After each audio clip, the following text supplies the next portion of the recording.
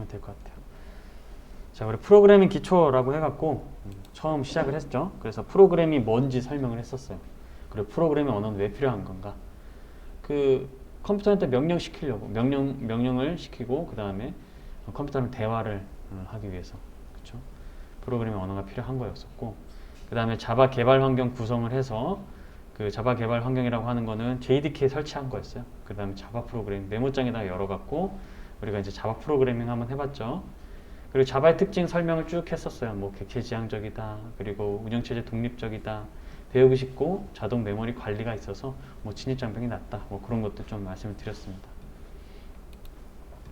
그래서 프로그램 설명을 했어요. 프로그램은 수행 절차를 나타내는 거다. 순서에 입각을 해갖고 그거를 나타내는 단어를 우리가 프로그램이라고 한다. 그래서 컴퓨터 프로그램은 컴퓨터가 순서대로 일해야 되는 그런 절차들을 나타내는 그런 것이라고 말씀을 드렸어요. 뭐 그래서 컴퓨터가 어떻게 동작을 하는지, 어떻게 구성이 되는지, 컴퓨터가 동작이 되는데 구성은 어떻게 되는지를 한번 살펴봤습니다.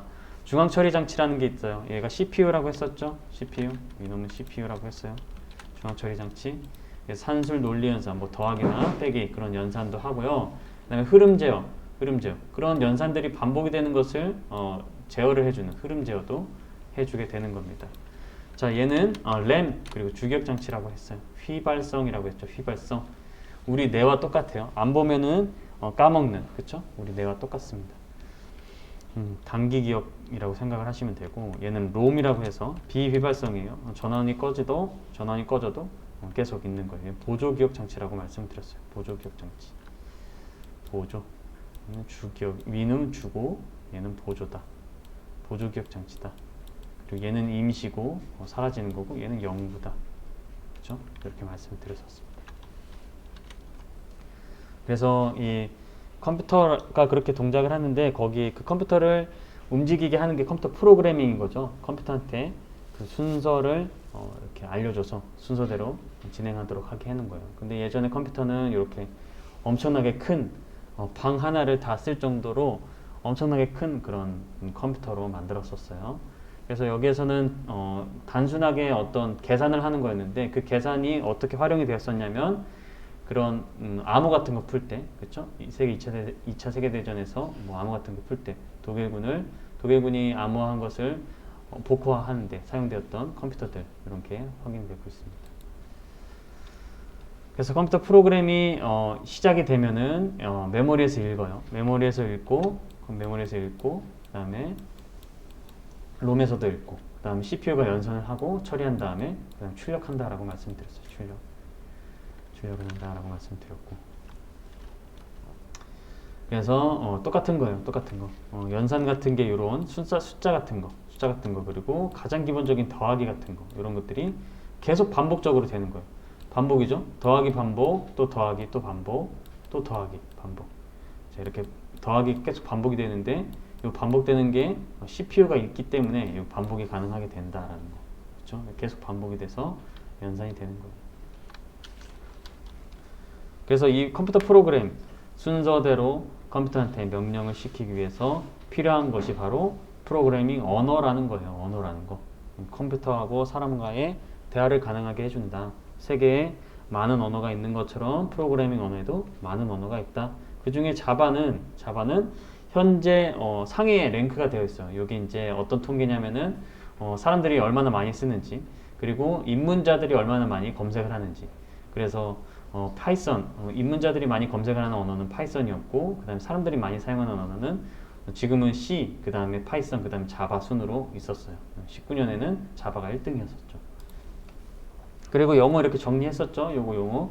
프로그래밍, 프로그래머, 프로그래밍 언어, 소프트웨어. 소프트웨어는 이 수행 절차를 모아놓은 것, 수행 절차를 나타내는 프로그램들을 모아놓은 것을 소프트웨어라고 한다. 우리가 사용하는 PPT, 뭐 엑셀, 워드, 그 다음에 게임 같은 거, 그 다음에 크롬 같은 거, 그런 것들이 다 소프트웨어인 거죠. 자바란 무엇인가 설명을 했었습니다. 자바는 제임스 고슬링이 만든 객체지향 언어이다. 그렇죠? 혼자 만든 게 아니라 팀이랑 만들었다. 그리고 제임스 고슬링은 소녀시대 팬이었다. 그렇죠? 이거 말씀드렸었고, 그 다음에 자바는 원래는 웹에서 웹 개발로 사용되었던 게 아니었어요. 근데 처음 만들어졌을 때는 인기가 없었어요. 실패했던 거죠. 근데 이 웹에서 문제점이 있었어요. 웹 개발을 하는 데 있어서 이식성이라는 문제가 있었는데 자바가 그 이식성의 문제를 해결할 수 있어서 아주 큰 성공을 거두게 되었다. 그래서 자바 하면은 웹 개발 사용하는데 사용된다. 그리고 현재에서도 수많은 그 시스템 통합 프로젝트, SI 프로젝트에서 자바, 스프링 이런 게 많이 사용이 돼서 여러분들이 이걸 배우면은 일할 곳이 많다라는 것을 말씀을 드릴 수가 있겠습니다. 그래서 그 이식성의 문제를 해결할 수 있었던 게 바로 JVM이라고 말씀을 드렸어요. 우리가 여기 메모장에서 파일 만들었던 게 바로 요 부분이었고, 자바 C 해갖고 컴파일한 게 이 컴파일러가 하는 부분이었고, 점 클래스 파일로 떨어졌던 게 기계어 바이트 코드였었어요. 이 기계어가 JVM. 각각의 OS에 설치된 JVM에 실행이 돼서 한 번만 쓴 코드는 한 번만 쓰고 그 다음 실행은 어디에서든지 다 가능하게 해주는 그런 특징을 또 갖게 해주는 거죠. 그래서 뭐 오라클에서 접속을 해서 해도 되지만 우리는 오픈 JDK를 쓴다. 오라클에 있는 JDK는 11버전부터 유료화가 돼서 우리가 오픈 JDK 처음부터 끝까지 무료로 쓸 수 있는 오픈 JDK를 사용을 할 거고, 오픈 JDK 시작을 8버전으로 할 거다.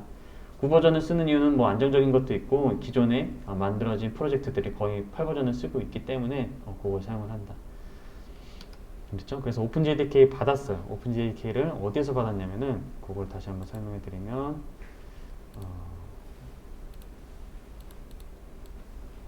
오픈 JDK를 요 URL에서 받았죠? 여기 GitHub에서 받았어요. GitHub에서 여기에서 요거를 받았어요. MSI라고 하는 거 요걸 받았어. 원래는 JDK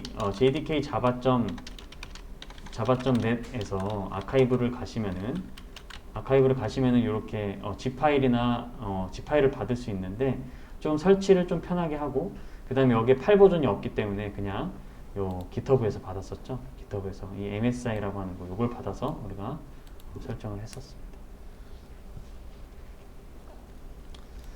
그래서 이 폴더 하나 만들고 메모장 열어서 우리가 코드를 작성을 했었죠.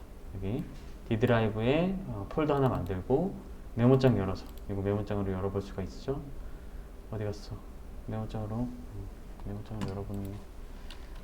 열어야겠다. 자, 메모장을 열어서 이걸 끌어서 이렇게 보면은 이 코드가 이렇게 존재하는 걸 확인할 수가 있어요.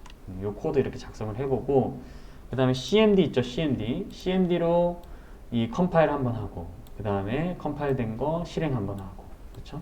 여기 오타가 있으면 컴파일이 제대로 안 됐던 그런 경험들을 여러분들이 했었을 거예요. 그래서 이렇게 자바 파일들을 내가 만들게 되는데, 이 만드는 것도 일이고 그 다음에 관리하는 것도 좀 불편해요. 그래서 우리가 어떻게 하냐면 이 이클립스라는 것을 사용을 해서 우리가 이제 자바 개발을 하게 된다라는 겁니다. 자바 개발을 하게 돼요. 그래서 요거를 우리가 이클립스 홈페이지에 들어가서 다운을 받았었습니다. 여기서 이클립스 검색을 해서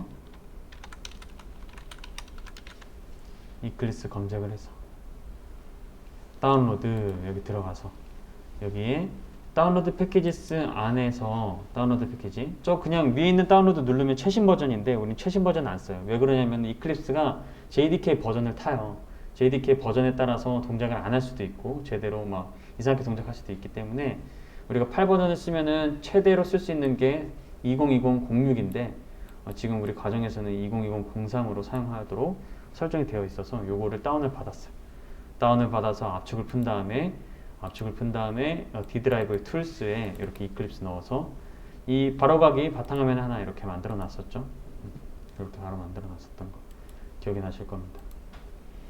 그러고 나서 이제 프로젝트 만들고, 그렇죠? 여기에서 원래는 자바 2 퍼스펙티브였었어요. 그렇죠? 이걸 닫아주고 자바 2 퍼스펙티브였었는데 요거는 우리가 웹 어플리케이션, 즉 웹 개발을 할 때 HTML, CSS, 그 다음에 JSP 서블릿을 배우고 나서 사용하는 그런 창 형태고 창 구성이고, 우리는 자바 퍼스펙티브를 사용을 한다. 자바 퍼스펙티브를 사용을 해서 여기서 이제 패키지 프로젝트를 만들고, 여기서 보였던 것처럼 프로젝트를 만들고 패키지를 만들고 클래스를 만들어서 실행을 했었어요. 클래스를 만들어서 실행을 했었던 게 바로 여기 요 부분인 거죠. 요거 맨 처음에 했던 거, 요거 패키지 만들고 클래스 만들어서 실행했던 거, 요겁니다. 그러고 나서 이제 객체 지향이라고 하는 프로그래밍, 그 자바의 특징을 우리가 이제 살펴봤었어요. 자바의 특징. 요거 설명하면서 객체 지향이라는 것은 실제 세계에 있는 어떤 것들, 실제 세계에 있던 어떤 뭐 시스템이나 아니면 물건이나 뭐 이런 것들을 코드로 그대로 옮길 수 있도록 하게 해주는 개발 방법론이다. 개발 방법론이에요. 개발 방법론이고, 그걸로 만들게 되면 현실 세계에 있는 것을 그대로 코드로 옮길 수 있게 되는 그런 장점이 생긴다.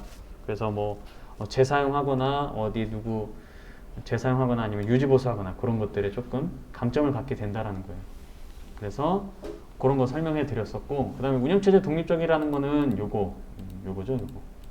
요거 아까 봤던 그림, 이 자바 코드가 바이트 코드가 돼서 JVM에서 실행되는 거, 요거 운영체제 독립적인 거, 요거 설명해 드렸고, 장점은 배우기 쉽고 메모리 관리를 자동으로 해주기 때문에 신경 쓸 게 없다, 그런 거 말씀을 드렸었습니다. 그리고 버전 얘기했어요. 1.8이라고 해서 2 버전보다 낮은 게 아니라 얘는 1.8은 그냥 8버전인 거예요. 8버전. 1.7도 7버전인 거고 1.6도 6버전인데 9 버전부터 이렇게 숫자로 1을 안 붙이고 숫자로 이렇게 나오게 됐었다. 그리고 지금이 16버전까지 나왔었고, 우리가 그 설치한 자바 그 실행 환경 있죠. 자바 실행 환경, 이 자바 개발 도구 JDK는 JVM과 자바 클래스 라이브러리를 포함하고 있고, 거기에다가 유틸리티스까지 얹어서 구성이 되어 있는 그런 프로그램이다. JRD만 설치를 하면은 우리가 실행만 할 수 있는 환경이 된다. 그렇게 알고 계시면 되겠습니다. 그렇죠? 그래서 이제 이 객체 지향 프로그래밍이라는 거, 클래스들을 여러 개를 만들어서 한번 그거에 관계를 맺어서 코딩을 하는 것을 우리가 여기 이클립스에서 한번 해봤어요. 이렇게 이클립스에서 인프런에다가 실행용 클래스 만들고, 그 다음에 기능 제공 클래스 만들고, 그렇죠? 기능 제공이라고 하는 거는 안녕하세요 민봉식입니다 잘 부탁드립니다를 출력을 하는 기능을 가지고 있는 클래스인 거예요. 이 기능을 가지고 있는 클래스. 선생님 그럼 이거는 왜 썼나요? 요거 그냥 기능이 요거면은 요것만 이렇게 쓰면 되지 않나요? 요거는 문법에 맞지 않아요. 이렇게 클래스 안에다가 바로 이렇게 요 명령어를 쓸 수가 없기 때문에 요걸 한번 감싸준다 라고 이해를 하시면 돼요. 이렇게 감싸준다, 이렇게 요걸로 한번 감싸준다. 요 감싸주는 걸 나중에 배울 건데, 감싸줘서 오류가 나지 않는다. 그리고 이 감싸준 것을 통해서 여기 안에 있는 명령어를 사용할 수 있다 라는 거, 그렇게 이해를 하시면 되고, 요 인플로이라고 하는 클래스를 사용하기 위해서 준비하는 코드, 적어야 되는 코드가 요 한 줄이라고 말씀을 드렸어요. 아직은 뭐 요거는 클래스인 건 알겠는데 이게 뭔지는 잘 모르겠어요. 왜냐면 요거는 변수이기 때문에 아직 몰라도 돼요. 몰라도 되고, 그 다음에 거기에서 이제 프린트 인플로이를 이렇게 적으면은 이 변수와 프린트 인플로이 요거를 그대로 적으면은 요 안에 있는 게 실행이 되는 거예요. 요 안에 있는 게 실행이 되는 거예요. 그래서 프로덕트와 테스트 프로덕트도 똑같은 거죠. 프로덕트와 테스트 프로덕트도 똑같이 여기 안에 있는 거 요거를 안 쓰게 되면은 오류가 나요. 이렇게는 쓸 수가 없어. 이건 문법적으로 맞지가 않아. 그래서 요걸 감싸줘서 요것만 부르면 요게 다 실행이 될 수 있도록 하게 해준다 라고 개념을 이해하시면 되고, 프로덕트를 사용하기 위해서는 이거 한 줄 써줘야 되고, 요거 이렇게 출력을 하면 된다라는 거. 요게 이제 오늘 배운 거 다였어요. 그리고 아까 안 드렸던 게 뭐였냐면은 환경 변수라는 거, 환경 변수 얘기를 아직 안 했었죠, 요거. 자, 원래 우리가 요 자바C라고 하는 명령어를 사용하기 위해서는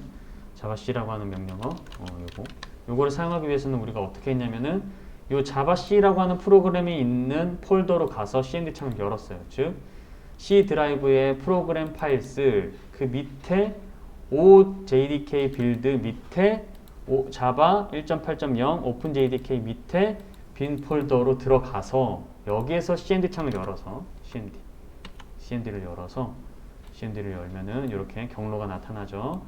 이 경로에서 자바 C 자바 C 마이너스 버전 이렇게, 그리고 자바 버전 원래는 이렇게 쓸 수 있는데 이거 자바 버전은 안 돼요. 자바 버전은 이거 오타 났구나. 이렇게 자바 이거 오타 난 거 이렇게 쓸 수가 있는데, 이런 걸 쓸 수가 있는데 이 경로에서 쓰는 게 아니라 그냥 어느 경로에서든지 내가 원하는 곳에서 그냥 바로 이 도구를 쓸 수 있도록 하게 해주는 게 바로 환경 변수 세팅이라는 거예요. 그래서 세팅이 여기 나와 있어요. 여기 세팅이 나와 있죠. 환경 변수 세팅이 이렇게 나와 있습니다.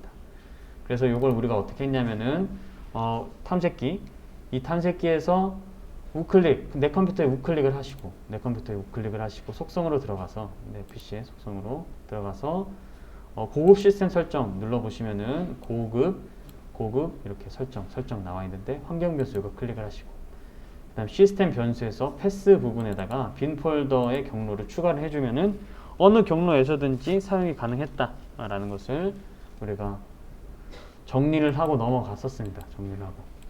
그래서 환경 변수까지 정리를 하시면은 이게 어느 경로에서든지 자바 C, 자바라는 명령어를 사용할 수 있구나 라고 이해를 하시면 되겠습니다. 그렇죠?